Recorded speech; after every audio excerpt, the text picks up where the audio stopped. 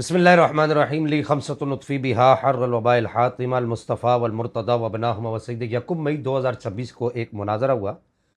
جس میں ایک جانب منکرین ختم نبوت یعنی قادیانی تھے اور دوسری جانب دیوبند حضرات کے کچھ لوگ تھے۔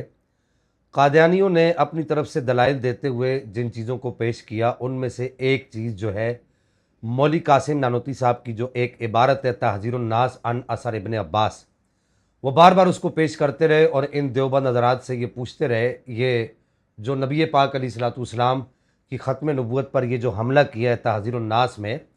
جو مولوی قاسم نانوتوی صاحب نے، اور یہ کہا ہے کہ نبی پاک صلی اللہ تعالی علیہ وآلہ وسلم کے بعد اگر کوئی بالفرض کر کے جو انہوں نے لکھا کہ اگر بالفرض نبی پاک علیہ الصلوۃ والسلام کے بعد بھی کوئی نبی آ جائے تو پھر بھی نبی پاک علیہ الصلوۃ والسلام کی خاتمیت پر، خاتمیت محمدی پر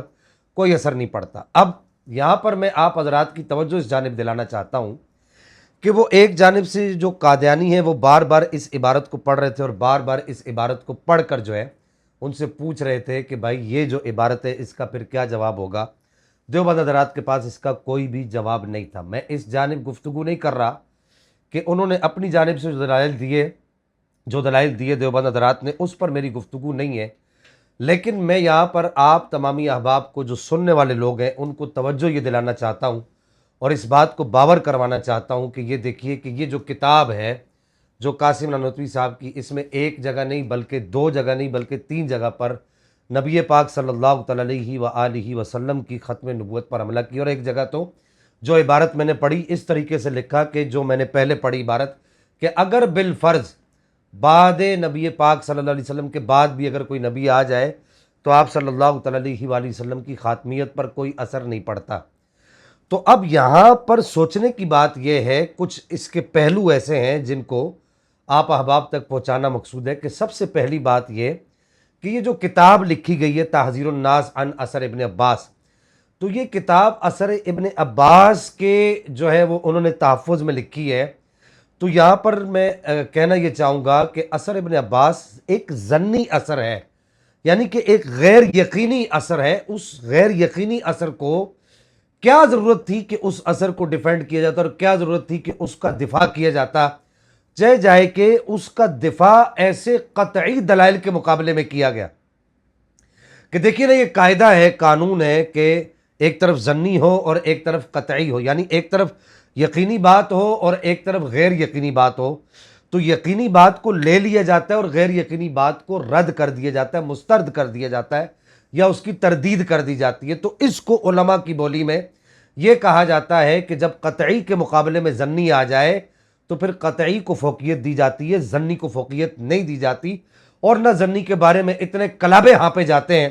جتنے کلابے جو ہے وہ تحذیر الناس عن اثر ابن عباس کے اندر مولوی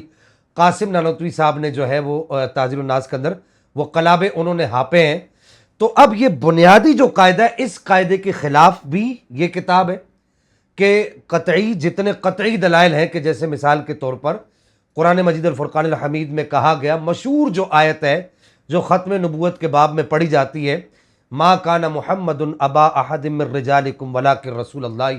وخاتم النبیین، وخاتم النبیین، سب سے آخری رسول، ان کے بعد کوئی رسول نہیں آئے گا۔ یہ اس آیت کا اگر خلاصہ بیان کریں تو اللہ تعالیٰ قرآن پاک میں نبی پاک صلی اللہ تعالی علیہ وآلہ وسلم کی ختم نبوت کو 2 ٹوک الفاظ میں بیان کر رہا ہے کہ نبی پاک صلی اللہ تعالی علیہ وسلم یعنی محمد صلی اللہ تعالی علیہ وسلم اللہ کے آخری رسول ہیں، اور پھر اس کے علاوہ کتنی درجنوں سینکڑوں احادیث ایسی ہیں، درجنوں نہیں سینکڑوں احادیث ایسی ہیں کہ جن احادیث میں نبی پاک صلی اللہ تعالی علیہ وآلہ وسلم نے اپنی ختم نبوت کو خود ذکر فرمایا کہ آپ علیہ الصلوۃ والسلام نے ارشاد فرمایا انا العاقب والعاقب الذی لا نبی بعدہ، کہ میں سب سے آخر میں آنے والا ہوں، اور سب سے آخر میں آنے والا وہ ہوتا ہے جس کے بعد کوئی نبی نہیں ہوتا، میں عاقب ہوں۔ عاقب کہتے ہیں سب سے آخر میں آنے والے کو۔ دوسری جانب نبی پاک صلی اللہ تعالی علیہ وسلم نے ارشاد فرمایا لا نبی بعدی، لا نفی جنس ہے، ہر قسم کی نبوت کی نفی کر دی گئی یہاں پر، لا نبی بعدی، میرے بعد کوئی بھی نبی نہیں ہے۔ تو ایک طرف یہ قطعی دلائل، اس کے علاوہ بہت سارے قطعی دلائل کتاب و سنت کے موجود ہیں، اور دوسری جانب یہ ایک ضمنی اثر پر مولوی قاسم نانوتوی صاحب نے کس کے کہنے پر لکھی، ہم اس پر گفتگو نہیں کرتے، یہ کتاب لکھ کر قادیانیوں کے لیے، ختم نبوت کے منکرین کے لیے نبی پاک صلی اللہ تعالی علیہ وسلم کے بعد کسی اور نبی کی آمد کی راہ ہموار کی۔ جی ہاں، یہی صورتحال جو ہے 1974 میں قومی اسمبلی میں ہوئی تھی، جب مرزا بشیر الدین نے یہی کتاب اٹھا کر تحذیر الناس عن اثر ابن عباس اٹھا کر، مرزا بشیر الدین جو ان کی طرف سے منکرین ختم نبوت کی طرف سے آیا تھا، تو اس نے یہی کہا تھا کہ بھائی تم لوگ تو بات ہی نہیں کرو، ان دیوبند حضرات کو کہا تھا کہ تم لوگ تو بات ہی نہیں کرو، تمہارے بڑوں نے تو اپنی کتاب کے اندر یہ لکھا ہوا ہے، یعنی کہ نبی پاک صلی اللہ تعالی علیہ وسلم کے بعد کسی اور نبی کے آنے کو انہوں نے جائز قرار دیا ہوا ہے، انہوں نے کسی اور نبی کے آنے کی راہ کو ہموار کیا ہوا ہے۔ پھر اس کے بعد جب وہاں پر یہ بات چلی تو اس وقت قبلہ قائد انقلاب، قائد اہل سنت امام اشاہ امام احمد نورانی صدیقی رحمہ اللہ کھڑے ہوئے، تو اس وقت آپ نے ہوا میں لہراتے ہوئے امام اہل سنت اعلیٰ حضرت عظیم البرکت امام احمد رضا خان محدث بریلی کا وہ فتویٰ لہرایا کہ جس فتوے میں آپ نے اس پر حکم شرعی لگایا،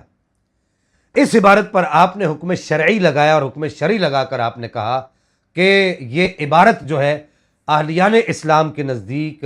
علماء اسلام کے نزدیک یہ عبارت اسلام کی کسی بھی طریقے سے ترجمانی نہیں کرتی، بلکہ یہ عبارت نبی پاک صلی اللہ تعالی علیہ وسلم کی ختم نبوت پر حملہ ہے، اور آپ صلی اللہ تعالی علیہ وسلم کی شان میں بے ادبی اور صریح گستاخی ہے۔ اس وجہ سے سرکار اعلیٰ حضرت امام احمد رضا خان محدث بریلی رحمہ اللہ نے اس پر باقاعدہ اور باضابطہ طور پر جو ہے حکم شرعی عائد کیا اور تکفیر فرمائی آپ نے۔ تو میں کہنا یہ چاہتا ہوں کہ قیامت تک کے لیے امت مسلمہ پر اگر کسی کا ان عبارات کے باب کے اندر، اور خاص کر کے اس عبارت کے باب کے اندر جس پر میں بات کر رہا ہوں، اس عبارت کے باب کے اندر اگر کسی کا احسان ہے تو اگرچہ اور علماء کا بھی ہے، لیکن جس عالم کو ہائی لائٹ کیا گیا اور جس عالم کی بات جو ہے چار دانگے عالم میں پہنچی، اس عالم کو دنیا سیدی و سندی اعلیٰ حضرت امام احمد رضا خان محدث بریلی کہتی ہے۔ تو قیامت تک کے لیے یہ احسان ہے سرکار اعلیٰ حضرت نے جو کام کیا، پوری امت مسلمہ پر احسان ہے کہ جو آپ نے یہ کام کر کے دکھایا، اور آپ نے بتایا کہ اس طرح کا کوئی بھی تصور اسلام میں نہیں ہے، اس طرح کا کوئی بھی تصور اللہ کی کتاب میں نہیں ہے، نبی پاک صلی اللہ تعالی علیہ وسلم کے نصاب میں نہیں ہے۔ تو آخر میں یہاں پر میں دو باتیں کروں گا کہ پہلی بات یہ کہ پھر آپ کیوں نہیں چھوڑ دیتے ایسے لوگوں کو جنہوں نے نبی پاک صلی اللہ تعالی علیہ وسلم کی ختم نبوت پر حملہ کیا؟ ان لوگوں سے اپنے دامن کو جھاڑ کیوں نہیں لیتے؟ ایک طرف نبی پاک صلی اللہ تعالی علیہ وسلم کی ختم نبوت جیسا عظیم ترین اور اصول دین میں سے جو عقیدہ ہے وہ عقیدہ موجود ہے، اور ایک طرف آپ اپنے بزرگوں کو لے کر بیٹھے ہوئے ہیں۔ تو اب یہ آپ کے ایمان کا فیصلہ ہے کہ آپ کا ایمان کس جانب جاتا ہے، آپ کیا فیصلہ کرتے ہیں اس وقت۔ تو ایک ایمان رکھنے والا آدمی، ایک نبی پاک صلی اللہ علیہ وسلم کی رسالت کی گواہی دینے والا آدمی، اللہ کی توحید کی گواہی دینے والا آدمی یہی کہے گا کہ بھائی ہم ان عبارات سے اور ان عبارات کو لکھنے والوں سے ہمارا کوئی بھی تعلق نہیں ہے، ہمارا تعلق گنبد خضرا کے مکین سے ہے۔ ہم نے نبی پاک صلی اللہ تعالی علیہ وسلم کا کلمہ پڑھا ہے، جن حضرت محمد مصطفیٰ احمد مجتبیٰ صلی اللہ تعالی علیہ وسلم کہتے ہیں۔ مزید یہ کہنا چاہوں گا کہ اس قضیے کی، یعنی اس بات کی پوری جو تفصیلات ہیں، ہمارے محقق اہل سنت مناظر اسلام قبلہ مفتی راشد محمود رضوی صاحب بطان اللہ تعالیٰ بطول حیاتی، وہ یہاں پر آج کل جو ہے اس پر بڑی شد و مت سے کلام کر رہے ہیں۔ ان کے کلپس اور ان کے ویڈیوز بھی بہت زیادہ اس حوالے سے چل رہی ہیں، وائرل بھی ہیں۔ اگر آپ نے اس کی مزید تفصیلات جاننی ہے اور اس عبارت کی مزید تفصیلات جاننی ہے اور اس طرح کی دیگر عبارات کی مزید تفصیلات جاننی ہے تو یوٹیوب پر ان کا کلپ موجود ہے، اسے بھی لازمی سماعت فرمائیے۔ اللہ جل مجدہ الکریم اہل سنت کو زندہ رکھے، اہل سنت کو پائندہ رکھے، تابندہ رکھے، اور اللہ جل مجدہ الکریم اس طرح کے ایمان کے لٹیروں سے ہماری سادی اور بھولی بالی عوام کو محفوظ رکھے۔ وآخر دعوایا ان الحمدللہ والسلام علیکم۔